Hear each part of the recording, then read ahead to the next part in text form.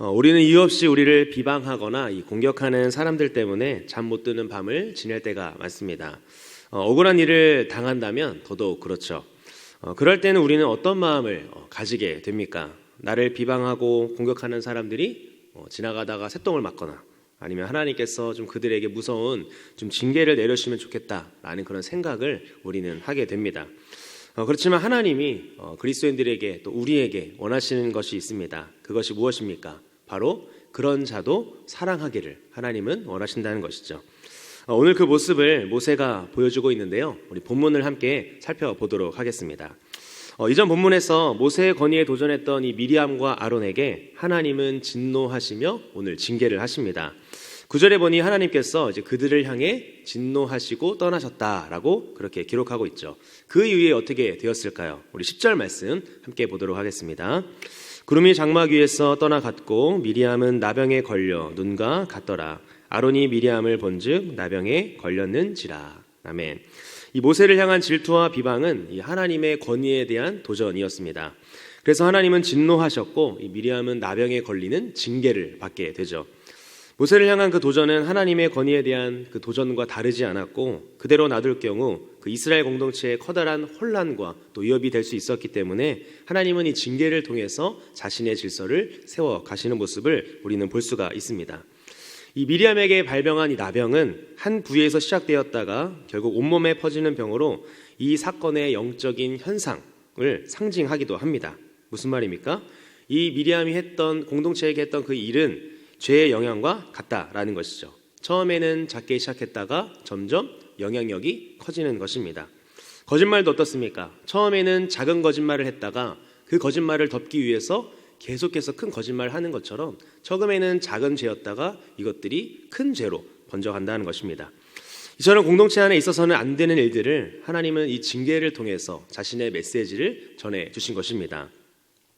개역개정에는 나타나지 않았지만 히브리 원문을 보면 이 베인네라는 단어가 있습니다. 이 단어의 뜻은 무엇이냐면 그런데 보라라는 강조의 의미가 들어가 있는 것이죠. 무슨 말입니까?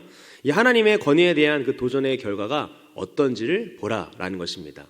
그러나 보라, 미리암이 나병에 걸렸다라고 성경이 말하고 있는 것이죠. 하나님이 세우신 것을 사람이 평가할 수 없다라고 말하는 것입니다. 즉 우리의 신앙생활에 필요한 것이 바로 이 로드십이라는 것입니다. 무슨 말입니까? 주재권이 주님께 있다라는 인식을 우리가 늘 항상 하면서 살아가라는 것입니다. 하나님만이 모든 만물의 주인이시며 그의 뜻대로 하실 수 있다라는 것을 인정하는 자세가 바로 이 주재권, 로드십이라는 것이죠. 이 나병이 된 누이의 모습을 본 아론이요 모세에게 말을 합니다. 우리 11절 말씀 함께 보도록 하겠습니다. 아론이 이에 모세에게 이르되 슬프도다. 내 주여 우리가 어리석은 일을 하여 죄를 지었으나 청하건대 그 벌을 우리에게 돌리지 마소서. 아멘. 아론이 뭐라고 말합니까? 우리가 어리석은 일을 하여 죄를 지었다라고 그렇게 말하고 있습니다. 아론은 미리암과 함께 이 죄를 지었다며 회개를 하고 있는 것이죠. 그리고 모세에게 부탁합니다. 나병이 든 이 누이 미리암을 위해서 하나님께 좀 간청해달라 그렇게 요청하고 있습니다. 아론은 미리암이 주도한 이 반란 사건의 책임이 자신에게도 있음을 인정하면서 진정으로 회개하는 모습을 보여주고 있습니다. 아론은 하나님의 징계 앞에 이 최선의 선택을 하게 된 것이죠. 하나님의 용서와 구원은 죄를 깨닫고 또 인정한 죄인에게 주어지는 하나님의 은혜인 것입니다. 죄를 숨기는 자는 형통하지 못하지만 죄를 자복하고 버리는 자는 긍휼을 얻게 되는 것이 바로 성경이 우리에게 말하는 신앙의 원리인 것입니다. 시편에서 다윗도 이 하나님의 속성을 알기에 이렇게 고백하고 있습니다. 시편 51편 17절인데요. 하나님께서 구하시는 제사는 상한 심령이라. 하나님이여 상하고 통회하는 마음을 주께서 멸시하지 아니하시리이다. 하나님은 회개하는 그 심령, 상한 심령을 찾으시고 그들의 마음을 외면하지 않으신다라고 다윗도 그렇게 고백하고 있는 것입니다.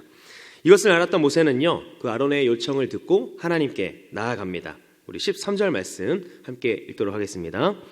모세가 여호와께 부르짖어 이르되 하나님이여 원하건대 그를 고쳐 주옵소서. 아멘.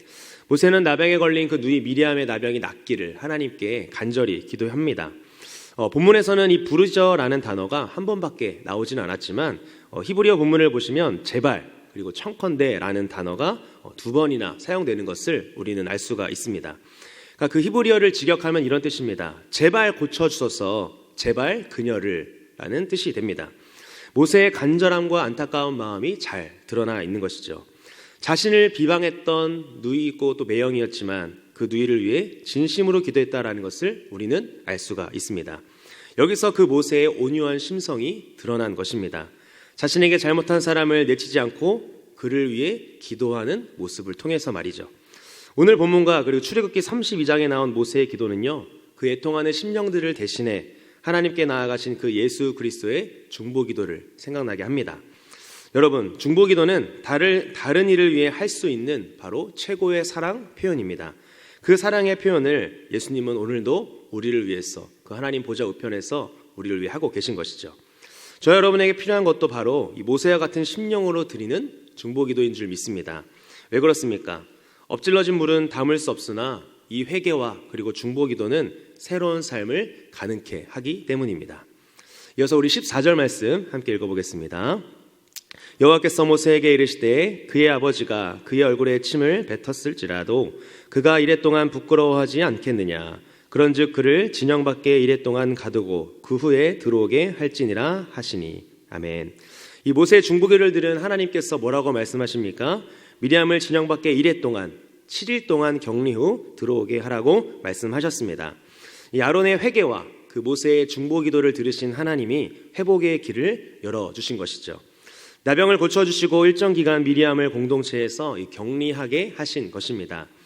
이는 정결규례를 따른 것이기도 하지만 이 죄에는 수치심과 그리고 책임이 따름을 알려주신 하나님의 방법이었습니다. 용서받았다고 그 죄로 인한 영향력이 사라지는 것이 아니라는 것이죠. 성경에도 어떤 경우가 있었습니까? 바로 다윗이 그랬습니다. 죄를 용서받았지만 그 다윗이 다스렸던 그 이스라엘 땅에 그 집안에 엄청난 후폭풍이 일어났다라는 것을 우리는 기억해야 합니다. 미리암이 격리되는 동안 그럼 이스라엘 백성들은 어떻게 했을까요? 우리 15절 말씀 함께 보도록 하겠습니다. 이에 미리암이 진영 밖에 이랫동안 갇혀 있었고 백성은 그를 다시 들어오게 하기까지 행진하지 아니하다가. 아멘. 미리암이 격리되는 동안 이스라엘 백성들은 어떻게 했습니까? 이스라엘 백성들은 미리암이 그 징계와 회복의 과정을 거치면서 7일 동안 격리되어 있는 동안 행군하지 않았습니다. 7일 동안 행진을 멈춘 것이죠. 왜 그렇게 했습니까? 예상치 못한 일정의 지연이자 그리고 자신들이 가야 할 그 여정의 손해였지만 그들은 불평하지 않고 그 미리암의 징계와 회복의 과정을 함께 기다려준 것입니다. 한 사람의 회복을 위해서 공동체가 기다려준 것이죠. 이웃의 죄를 용서하고 그를 위해 전심으로 기도할 때 공동체는 하나됨과 그리고 회복의 은혜를 경험하게 되는 줄 믿습니다. 바라게는 우리 광연의 공동체도 이와 같기를 소망합니다. 우리 교회 안에 또 공동체 안에 회복과 치유가 필요한 지체가 여러분들 주변에 있으시다면 모세와 같이 그를 위해 간절히 중보기도하고 또 그거 회복될 때까지 사랑으로 기다려주는 모습 말입니다. 이것을 통해 우리 광연교회는 더욱더 하나되며 기쁨이 가득한 공동체가 되기를 예수님의 이름으로 간절히 축복합니다. 말씀을 맺도록 하겠습니다. 오늘 우리는 미리암에게 내려진 그 나병이라는 그 징벌과 단절, 그리고 아론의 회개와 모세의 중보기도, 그리고 회복의 은혜와 그 기다림을 통해서 우리의 죄가 얼마나 무서운지, 또한 하나님의 은혜가 얼마나 큰지를 우리는 보게 됩니다.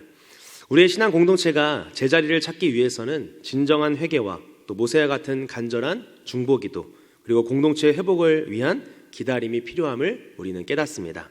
혹시 여러분에게 비방과 박해를 하는 자들이 지금 있으시다면 모세와 같은 온유함과 긍휼함으로 그들을 위해 기도해 주시기 바랍니다. 이것이 바로 하나님의 마음인 줄 믿습니다. 또한 미리암의 회복을 위해서 7일의 여정을 멈추었던 그 이스라엘의 공동체와 같이 여러분 주변에 회복이 필요한 죄들이 있으시다면 그의 회복을 위해 기다려주며 사랑을 베풀어주는 믿음의 공동체가 되기를 간절히 소망합니다.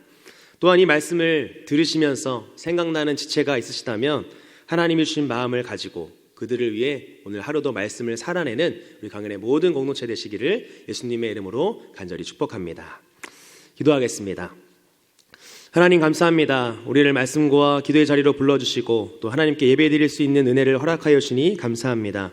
죄에 대해 공의와 사랑을 보여주신 하나님의 은혜를 보게 됩니다. 죄는 미워하시지만 죄인을 사랑하시는 그 하나님의 마음을 깨닫게 하시니 감사합니다.